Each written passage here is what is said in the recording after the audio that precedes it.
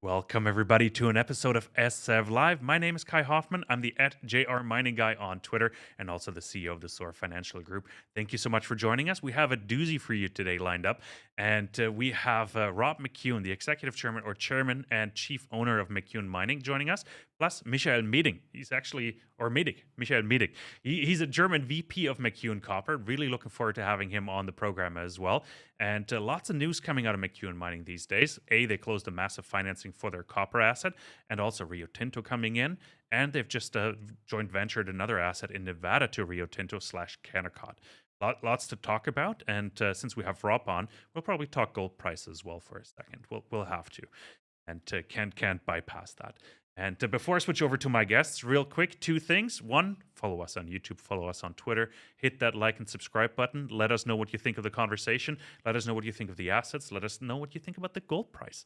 And make sure you share the video as well. And one last thing, as a reminder, it's coming up very soon, the Deutsche Goldmesse in Frankfurt, Germany. Join us November 18th and 19th in person. We got 35 fantastic companies, 6 amazing keynotes joining us as well. Make sure to join us and register for free on our website. Link is in the show notes below. So thank you so much. I've said my piece. Let me welcome my guests. Gentlemen, thanks for coming on the program. It's great to see you.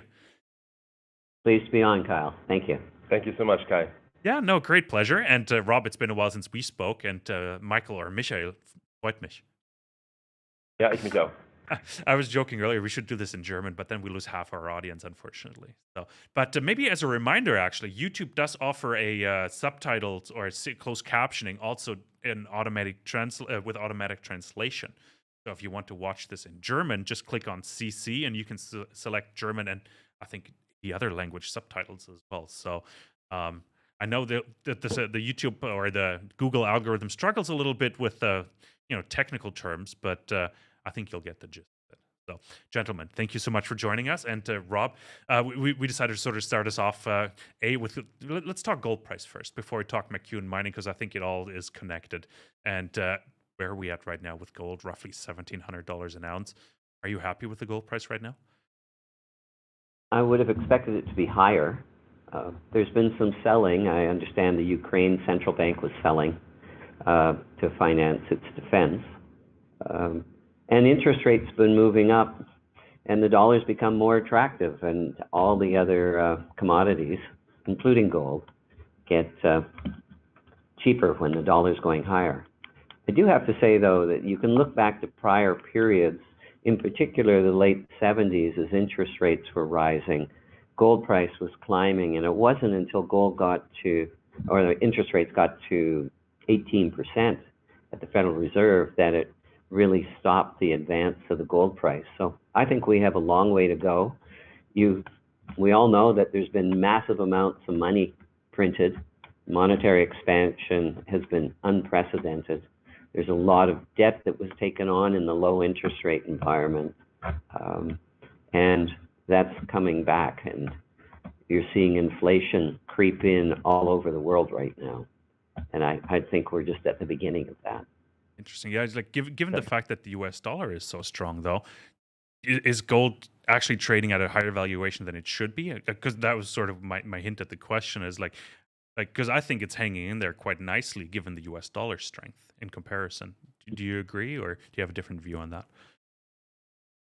No, I think gold's people are trying to rearrange their portfolios, but they're going to be putting exposure to gold in their portfolios soon, because it's going to be performing much better. And also, you've gone through the summer, and last week in particular is probably one of the quietest periods in the American markets, as everybody's just trying to grab the last bit of summer before the kids go back to school and people go back to work in earnest. No, absolutely. And I appreciate you actually making the time, because we're recording this on the day after Labor Day, so the Tuesday, which is for some reason always the busiest day of the year because everybody puts out news and everybody's at their desk. And you put out news today as well. Yes, we did. And McEwen Mining as well. You announced the joint venture. Why don't you run us through the joint venture and the agreement there, Rob? The joint venture is with an arm of Rio Tinto, Kennecott Exploration, and we have a project in Nevada that's held by McEwen Copper, and they've committed to spend $18 million to earn a 60% interest in the company, in that property. It's right next to some large gold and copper deposits in the Cortez Trend, at the north end of the Cortez Trend, which is a very prolific area for metal. Absolutely. So, And sorry to that's jump in in. place. $18 million over what period of time, and how are they planning to spend it? It's over 7 years. The first 2 years, $2 million. Thereafter, it's 10% of the outstanding balance to be spent every year. Yeah. And as a minimum. They're the operators, or will McEwen sort of still be in the driver's seat? No, they're the operators. We have our hands full a little further south on the same trend at our Gold Bar property, and then we're in Timmins and Mexico and Argentina. Argentina we'll get to in a minute, but let's talk about the McEwen Mining assets that are going to stay in the company. Let's talk about Gold Bar. Let's talk about the project in Timmins as well. How are the operations going? Like how did the summer last 2 quarters or so go? Because share price and it isn't looking too sexy right now, like many of the mining companies. Don't get me wrong. Like they're all looking quite dreadful. Don't look at my portfolio, please. It's deep in the red, and it's been a dreadful year so far. So, but how are the operations going, Rob?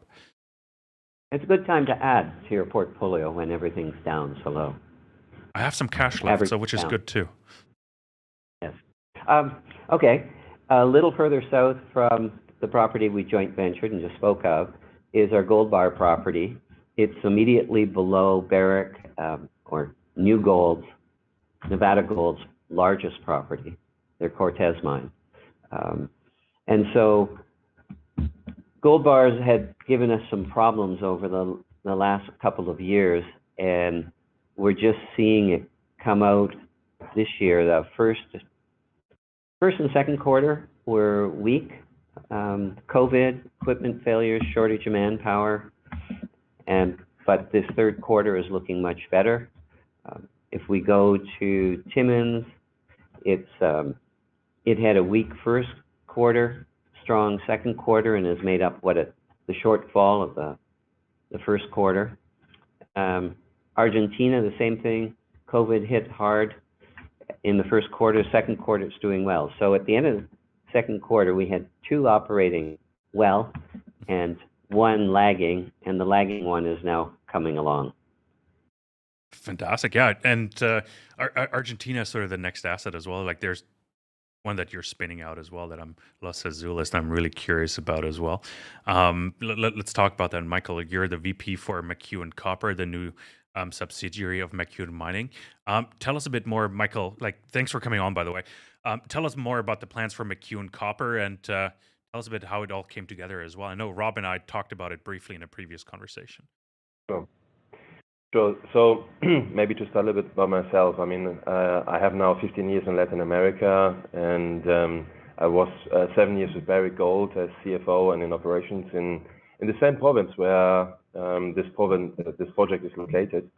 So I feel very comfortable driving forward a project there, also of that size, because this will be one of the top 10 mining projects going forward, depending on what kind of flow sheet we're going to use. But we rank top 10 in terms of resources. We compare very favorably to the other mining projects in the province. There are a couple of others, as for example, Lundin's Josemaria, Lundin's Filo. Then we have Glencore's El Pachón. We have Aldebaran Resources Altar, and we have our project. El Pachón and Los Azules are ranked top 10 in terms of resources. Just to give you some ideas, from our 2017 PEA, we have about 1 times the resource base. We have about 66% higher measured and indicated copper grade than Josemaria. Our average processing rate is a little bit lower, but our capex is significantly lower when you compare the studies so far. And after tax NPV versus Josemaria is about 46% higher. And similar when you compare to Filo that had a pretty good exploration story put together. But our M&I resource base is about 6 times greater. Our copper grade is about 45% higher. And without going through all the details, I mean, we are significantly lower in altitude. We are between 3,100 and 3,600 meters. And Josemaria is about 1,000 meters higher. And filo is about 2,000 meters higher. So from a logistical point of view, we are much closer to infrastructure, we're much closer to highways, we're much closer to electricity. So we think that we have a very attractive project that we're pushing forward. As Rob had mentioned to you before, he spun out the copper business unit about mid last year, and the board approved investment going forward. And now we have a plan that we're executing. We are updating our PEA, the 2017 one. That should be done towards the end of the year, to be published beginning first quarter of next year. Then immediately, instead of going to pre-feasibility, we go into feasibility. That we're already working on at the moment. We are putting together the drilling program. In the beginning of the year, we drilled 13,500 meters. We plan for more than that now in the upcoming drilling season from October. We put in a second access road that allows us, if you want to, pretty much year-round operations. So we have a pretty ambitious program. It's a very exciting project.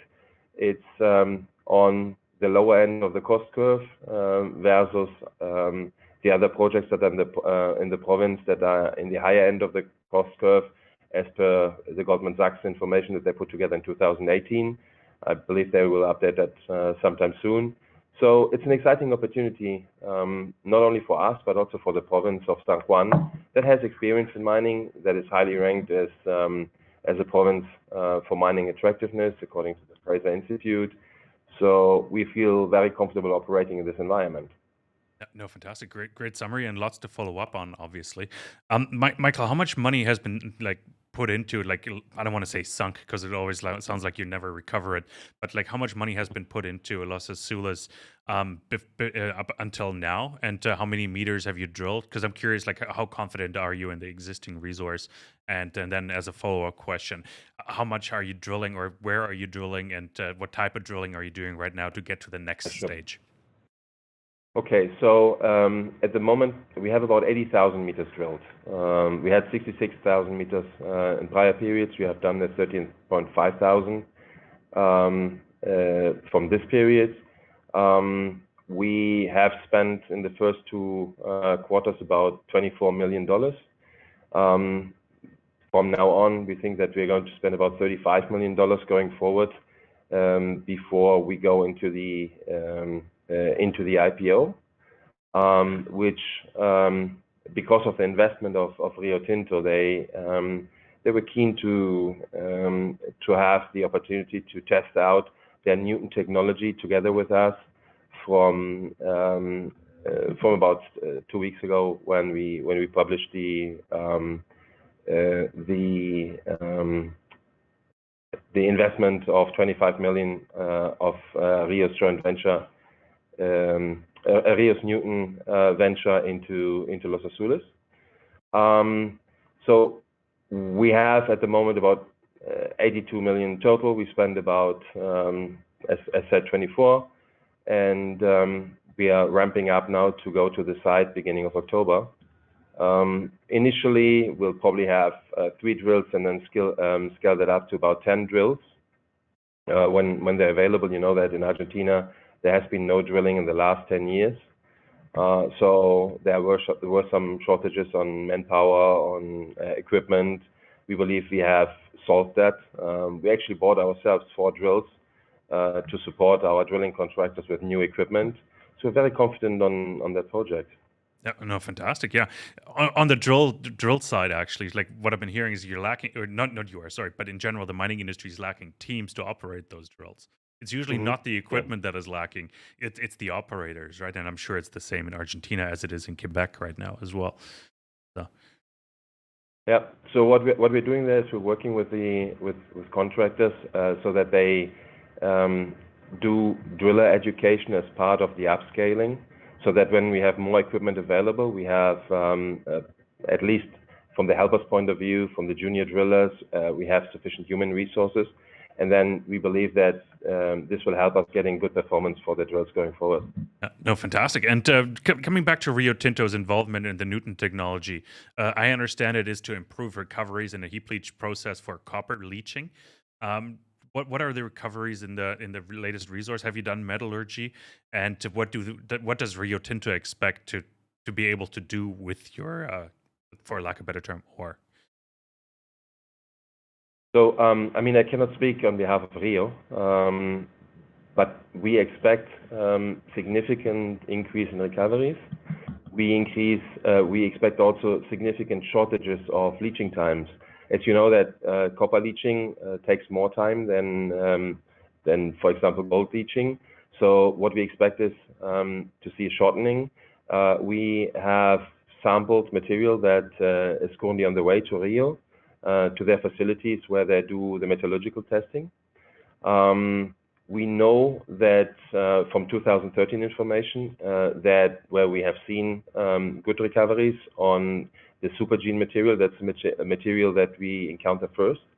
And we probably will incorporate the results from the Newton testing in our feasibility study. Oh, wow. Okay, so that's a quick turnaround on those results. But you said you're doing pre-feasibility first. Is that correct? No. So Okay. what we planned initially was PEA, so preliminary economic assessment, then pre-feasibility, and then feasibility. So about 2 months ago, we came together here in Canada and said, okay, what can we do to accelerate the time to construction?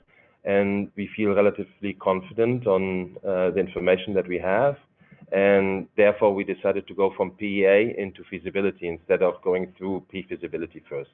So we cut that time out. We cut out about 1.5 to 2 years of development time. Now, it sounds like you're fairly certain of where to put things, site logistics, and things like that. That's what you need for a feasibility study, right? Let's talk about the capitalization of the company. You just closed the third tranche of financing. You raised over $81 million in total. Can you break that down for us? Because I understand, Rob, you put in roughly $40 million as part of that as well. Is that correct? Yes, put in 40 last year, and then we had there were 3 tranches. The second tranche was $15 million, and the largest piece of that 15, 2/3 of it, was an Australian group, Victor Smorgon Group, and some individuals. And then we had the $25 million from the Rio Tinto venture, Newton Technologies, and there were in our shareholders agreement, there were a few shareholders that just upped their investment to bring us up to just shy of 82 million. In terms of our shareholders, McEwen Mining owns 68%. I own just under 16%. Rio's venture arm owns just under 10%. And then the Australian group that I mentioned owned just under 4% for just over 97% of the company. Awesome. Yeah, what kind of valuation did you raise the last money at? The same as we did earlier. It was at $10 a share. That would put a price of just under $260 million on the asset. There is also a 1.25% royalty, NSR, on both of the copper projects owned by McEwen Copper that's held by McEwen Mining. So, that you could monetize later on as well. What's the market cap of McEwen Mining right now in comparison? it would be sub 200. Okay, mind blowing. It's probably about 150. This industry is fun, isn't it? Well, it can chew up your capital sometimes. We happen to have, I think, large properties in very prolific camps. The Timmins camp's been going for well over 100 years. And when you go into Quebec, it's about 140 million ounces of gold come out of that district. Then you're down in Nevada. Again, a very prolific area. In Argentina, lower Argentina, and the Deseado Massif and Santa Cruz is a new area that really started emerging in the mid-1970s, or 90s, sorry. And then we have Los Azules. And I've been looking and saying, well, people say, well, what's it worth? It was inside McEwen Mining. We had operational issues that detracted from the story. And people say, well, I'd rather have a pure copper play and a pure precious metal play, but not an amalgam of the two, particularly when the copper project is very large and needs a lot of money. So to, take the threat of dilution away, we said, well, let's create a separate copper company that we could finance. And that's what we've done. And as Michael said, we plan to do an IPO in the first half of next year. But before that, advancing the project is making sure we can have year-round access, getting a better sense of the metallurgy, updating the preliminary economic assessment, so it better reflects the prices of today rather than when it was done 4 or 5 years ago. And also doing more drilling. And a lot of the holes in the model PEA, there was a pit shell where we'd mine, but many of the holes went much deeper. So this year we'll be doing some testing of some large anomalies that sit at the top end, the north end and the south end of this, thinking we might be onto a larger system. But you're already 36 years mine life, as by the PEA.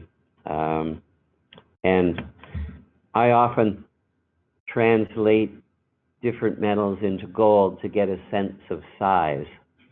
So if you were to use today's metal prices and take our resources of copper and silver and convert them to a gold equivalent, you'd be looking at a 60 million ounce gold deposit.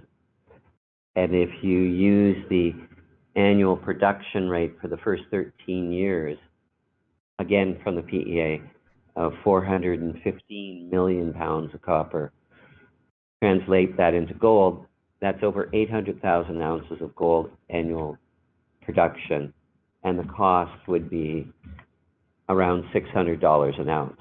So just to give you a sense of scale and value. And then I use the Jose Maria and Filo as 2 reference points. Copper projects in the same province. We have a larger resource. We're better than twice the size of Jose Maria, closer to infrastructure, lower altitude, and higher grade. And you go, all right, that sold for $485 million in April of this year. So if you went along and said, well, why don't we discount that value by 50%? And that would work out to a $242 million value. And McEwen's share of that be $165 million, which divided by the number of shares outstanding, 47.4 million shares, is equal to $3.48. And just before I came into this meeting, we were trading at $3.18. So you basically get a large copper deposit and all the precious metals are thrown in for free. If you said, okay, we're bigger, and you say, well, if you use the same price as Jose Maria was sold for, then you're at just under $7 a share of copper value behind every share of McEwen Mining. And then if you went a little more aggressive and said, well, we're better than, twice the size, resource and higher grade and those other attributes, then you'd have just $10.40 of value behind every share of McEwen Mining. So and I think those 2 reference points, one was just under $500 million for Jose Maria, and filo, which Michael mentioned, I think they're going to upgrade their resource and the grade of the resource as a result of some spectacular drill holes they had. But it traded in May up to 3.3 billion, is currently trading at a market cap of 2.2 billion. So you have those two reference points, and I think we're somewhere in between in terms of the value of Los Azules right now. And it's being, I guess, Rio Tinto coming in, or one of their arms coming in, is somewhat buttressing or underlying that valuation. And it's also a big difference when it comes to construction, to construct at 3,000 meter altitude, 4,000 meter altitude, or 5,000 meter altitude. I mean, I've been at Pascualama during construction, and it is much easier to do something at 3,000 meters than it is at 4. And this is order of magnitude. I mean, lots of things that work at 3,000 meters, they don't work at 4. Whether it's productivity of people, whether it's concrete pouring, whether it's welding. I mean, there are lots of practical issues when it comes to build a project that then reflect themselves into capex. You need to pre-assemble much more. They need to build a huge, very long road to access, which we don't. We are very close to the infrastructure, so we are very confident on this with this project. It sounds like it, absolutely. And then my question that came to mind now is like, why wait so long for the IPO and spin out? So I know you mentioned a couple of things like waiting more for metallurgy, camp construction, access road, and things like that. But it's time to unlock that value, it sounds like, because for some reason you're not getting it. It's not being seen within McEwen Mining for some reason. Right? Yes, well, we wanted to fund it, address some of the issues we'd heard raised about it, like access and the drilling. All of our drilling was vertical, and now it's incline drilling, angle drilling to get a better sense of lithology and structure. And we brought in a firm to look at optimizing the mine plan, and we want to incorporate that thinking as well into the updated PEA, because we believe there's a lot more value and we don't want to sell it at this price. No, it makes sense. Like here in Germany, a big deal right now is the Porsche IPO that is being discussed. And one aspect of it, of course, is Volkswagen is considering letting retail into the deal as well, which, you know, like we feel honored we get invited into a deal apparently. But are you planning the same, or is like what is that spin out going to look like? Are you going to do another IPO financing? Is that planned as well? Just tell us a bit more about the structure and what that will look like in the end. It would be, we'd be listing the entity. So the IPO, the book will be open and it won't be restricted. So retail will get access. Fantastic. Absolutely. Amazing. Absolutely. Guys, any more like news items that will be coming up now? Like, how are you going to plan on handling news flow coming out of McEwen Copper? It seems like it is quite material given the valuation you're ascribing to the project. Will you be putting out press releases then whenever news and drill holes come available? And what's the strategy there? Yes. Right now, there's no drilling taking place because it's the winter in Argentina. We'll be resuming drilling in October, and then as we go forward, other information, there might be some work on the metallurgy, preliminary work on the metallurgy and the recovery rates that we may be able to provide the market. In the interim, we also engaged, and I think it's very important to us because one of the biggest considerations of mining in the mountains in Argentina, in San Juan province, is the amount of water you use. And because most of the province is mountainous and a small percentage is arable land, but it needs a lot of irrigation. And so there's concerns about that. We've engaged the services of an architect who's very prominent in the world of green living, sustainable buildings, and saying, why don't you come in and take a look at mining and see if you can develop a different approach to mining, one that's regenerative, one that has a lighter impact on the environment, uses less water, less energy, emits less Interesting. carbon. Interesting. Like Rob, if you come up with a solution that doesn't add to all-in sustaining costs tremendously, I'd love to hear it because I think that's always an issue, right? And like I'm really keen on it as well. Like even just hiring ESG consultants, put out ESG reports can add a couple dollars to your all-in sustaining cost on the gold side, for example. The question is, That's true. are the investors willing to pay for it as well, and are they going to like invest extra money or l- taking into account the dilution as well? So I find it really interesting. I'm really curious what kind of approach you come to because we have electrified mining fleets and things like that, and maybe living walls as well on a mining site. That'd be interesting. So living green walls, fantastic, Yes. gentlemen. So what we did is when Rob and the rest of the team and I went to Argentina, one of the discussions we had was okay, what can we do to support the province in saving water? About 70% of the water coming from the Andes at the moment is lost, either through issues on the canalization systems or just bad practices in terms of farming or other uses. So Rob came with the idea of doing some additional work there, and I think that will be very well received. So I think that's a big ticket item. Then we also met with, from the beginning, we met with provincial authorities, with the energy companies.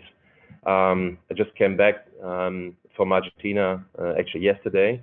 We met with YPF, that's a national fuel company that also has a renewable arm, to discuss, okay, when is what kind of renewable available. There's about 80 kilometers from where we are, there's a connection to a grid where YPF plans closely to build a significant solar plant, and they're able to give us access to energy that is 100% renewable without any kind of significant increase in cost. It's basically the same as any other cost in Argentina at the moment. So that was a positively surprising meeting with them. And it's good to see that they're interested to talk with us early on in this project development. So I think there's lots of opportunity to do good on the ESG side. And I'm very happy that Rob is a person that pushes for innovative solution that takes care of the environment. Oh, it sounds like it. I'm really looking forward to what the architect comes up with as well, because I haven't seen too many green mining sites per se, like regular mining sites, but not green. So I'm curious. Gentlemen, like fantastic conversation. I really appreciate your time. Thanks for coming on. Michael, Rob, really appreciate it. And let's catch up very soon once you're closer to the IPO, obviously. And again, I'll bring you back on just to discuss ESG and green mining practices once you have a clearer plan of what that might look like in Argentina. Really appreciate that. Fantastic. Thank All you so right. much for tuning in. And everybody else, thank you so much. We really appreciate your time. Thanks for watching. We were joined by Rob McEwen and Michael Mating over at McEwen Mining and McEwen Copper. And fantastic conversation about what the plans are moving ahead, valuations of the miners in general, valuations of of a copper asset that has the looks and likes of other of the greats down in Argentina, and to really looking forward to that IPO and hope valuations can hold up. Seems like there's a bit of competitive tension building in Argentina with BHP and Rio Tinto presumably going head to head there. Really curious to see how that one plays out. And we hope you liked the conversation. Follow us on YouTube, follow us on Twitter, hit that like and subscribe button. And if we see each other in Frankfurt, I'd much appreciate it. Thank you so much. And we'll be back with more content soon. Thank you.